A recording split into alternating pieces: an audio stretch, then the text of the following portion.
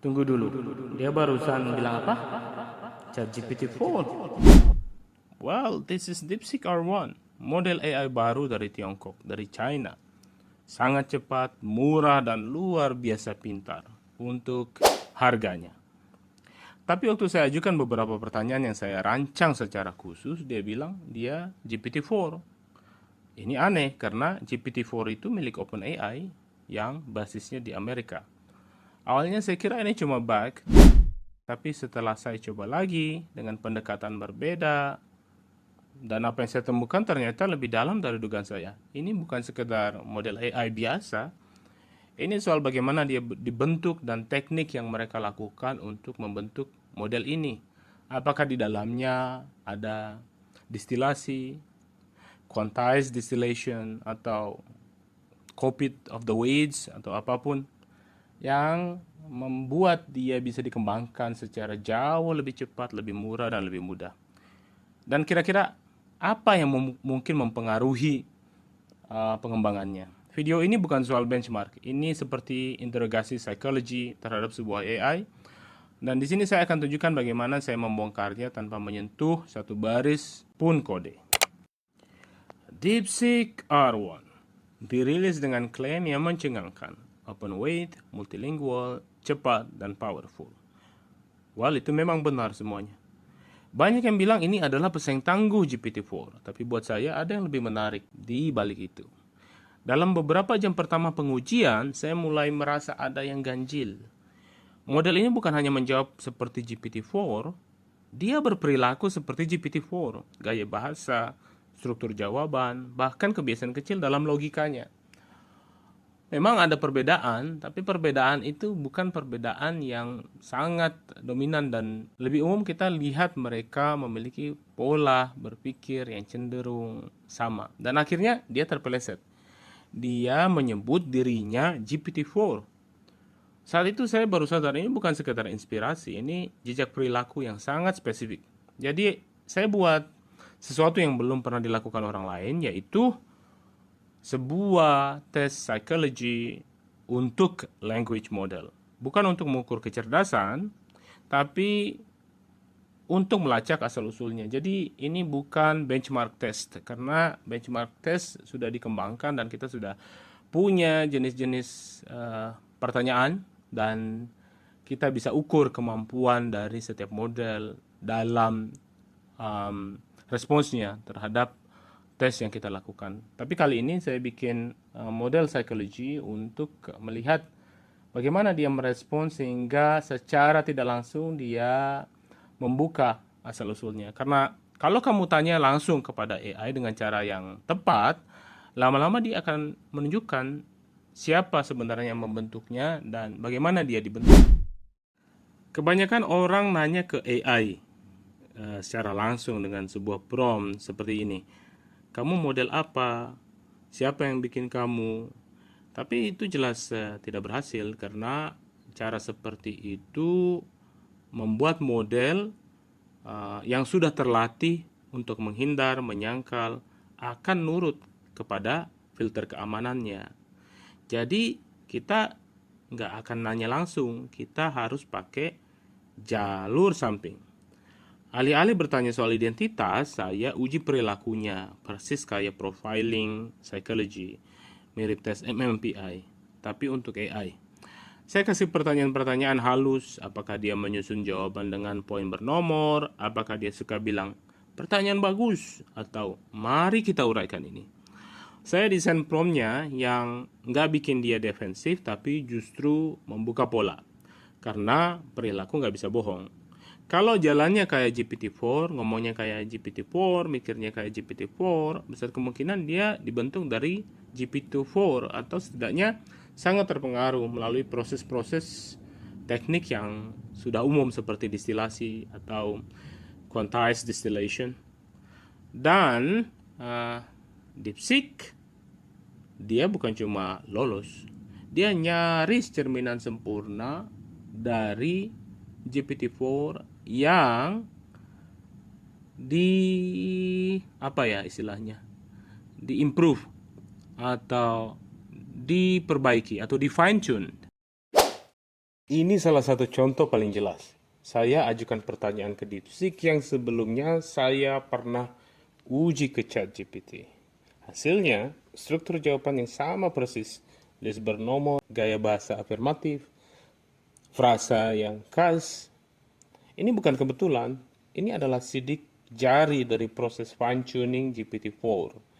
Ini bukan tentang data publik, ini soal proses pelatihan yang diajarkan dengan umpan balik manusia.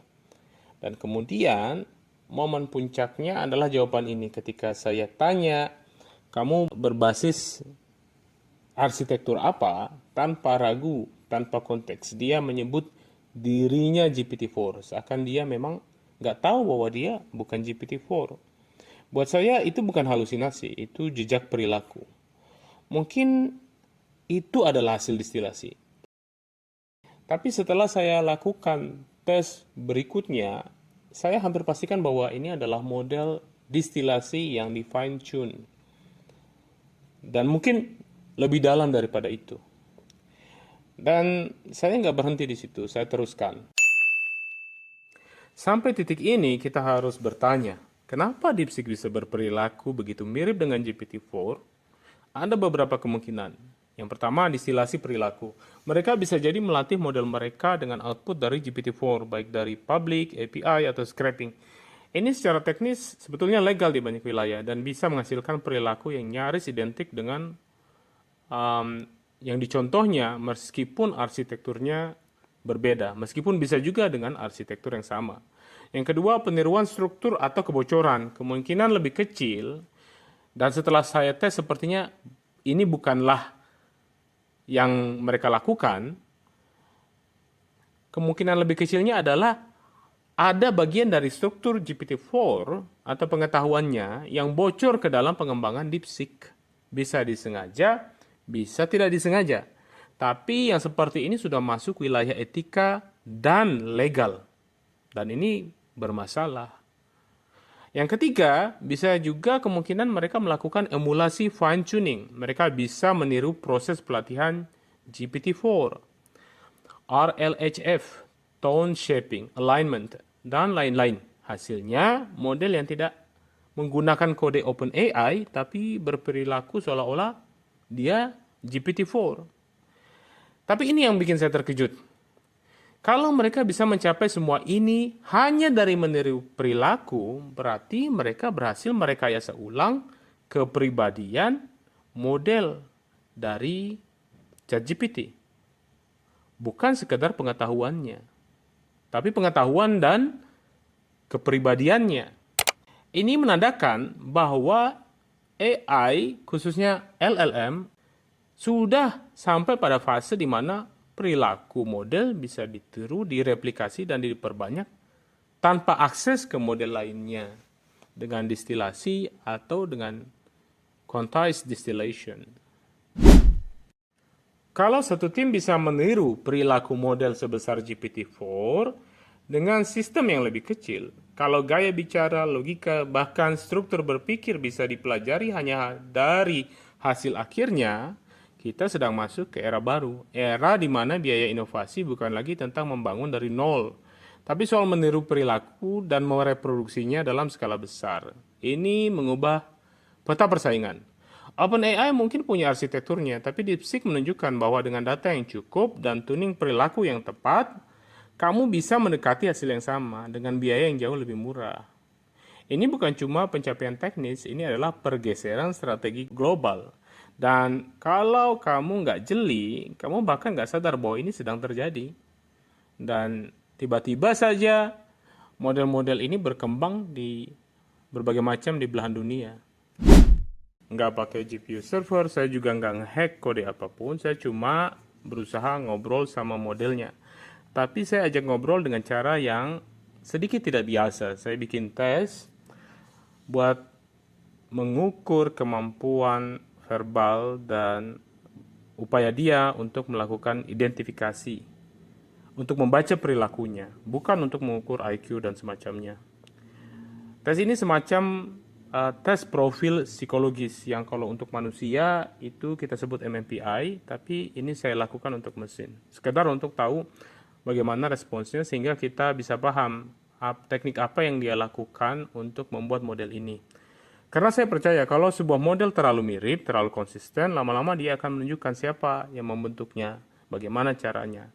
Dan DeepSeek R1 dia menunjukkan semuanya, gaya bahasa, frasa favorit, pola berpikir, bahkan dia menyatakan identitasnya sebagai ChatGPT tanpa ragu sedikit pun. Saya bukan berusaha untuk menyatakan bahwa ini legal atau ilegal, bukan dari sudut pandang itu dan bukan dalam aspek itu, karena distilasi itu dilakukan di banyak tempat dan secara garis besar distilasi itu legal, tidak dilarang, kecuali kalau dilakukan lebih dari sekedar distilasi, masuk ke dalam arsitektur dan weights atau parameter yang di-copy tanpa copyrights dari pemilik model aslinya. Tapi saya rasa berdasarkan tes yang saya lakukan, sepertinya bukan itu yang dilakukan oleh DeepSeek R1. Sepertinya dia adalah distilasi yang di fine tune. Tapi penting untuk diingat, kemajuan luar biasa seperti DeepSeek R1 tidak serta-merta berarti bahwa siapapun bisa melompat ke level GPT-4 hanya dengan distilasi atau meniru pola. Saat ini banyak laboratorium AI terdepan di dunia yang melakukan sterilisasi terhadap riset mereka. Metodologi trainingnya disembunyikan, dataset tidak dibuka, bahkan arsitekturnya secara detail sengaja dikaburkan. Artinya, pencapaian terbaru yang kita lihat di permukaan belum tentu merupakan puncak dari apa yang sebenarnya telah dicapai. Bisa jadi, riset AI paling canggih saat ini sudah 1, 2, bahkan mungkin 3 tahun lebih maju dari apa yang kita lihat di depan publik. Dan teknologi itu mungkin hanya digunakan secara terbatas oleh pihak-pihak tertentu di ruangan tertutup yang agendanya lebih besar dan tidak mau teknologinya terlalu mudah tersebar dan di-copy. Jadi ketika kita melihat model seperti DeepSeek R1 yang tampak luar biasa, kita harus sadar yang sebenarnya sedang kita lihat mungkin hanyalah bayangan dari sesuatu yang lebih besar di belakang layar. Banyak orang ngobrol sama AI buat cari jawaban. Saya ngobrol buat cari tahu siapa dia sebenarnya. Karena di masa depan, saat semua model makin mirip, mungkin cuma perilakunya yang bisa nunjukin asal-usulnya. Dan ini baru permulaan. Kita masuk ke era di mana AI bukan cuma ngeluarin teks, tapi dia bawa kepribadian, ideologi tersembunyi, dan sidik jari yang tak terlihat dari siapa yang membentuknya. Dan bisa jadi kita butuh disiplin baru untuk melacak itu semua. Behavioral forensics, cognitive fingerprinting. Cara baru untuk mengaudit AI tanpa akses ke dalam modelnya. Tapi kita juga harus ingat, AI bukan cuma soal LLM atau model bahasa seperti yang kita bahas sejauh ini. Di luar sana ada cabang yang mulai bangkit, spatial AI. Jenis AI yang tidak hanya memahami bahasa, tapi juga memahami ruang, gerakan, dan dunia nyata secara 3 dimensi. Saya sendiri sedang mendalami bidang ini. Bagaimana AI dapat membantu manusia bergerak lebih efisien, merespons lingkungan, bahkan menyimulasikan skenario spasial dalam waktu nyata. Dalam video berikutnya, saya akan bahas ini lebih dalam. Apa itu spatial AI, bagaimana cara kerjanya, dan bagaimana ia bisa jadi fondasi dari dunia masa depan yang benar-benar otonom. Kalau kamu tertarik, pastikan kamu subscribe karena perjalanan ini baru saja dimulai.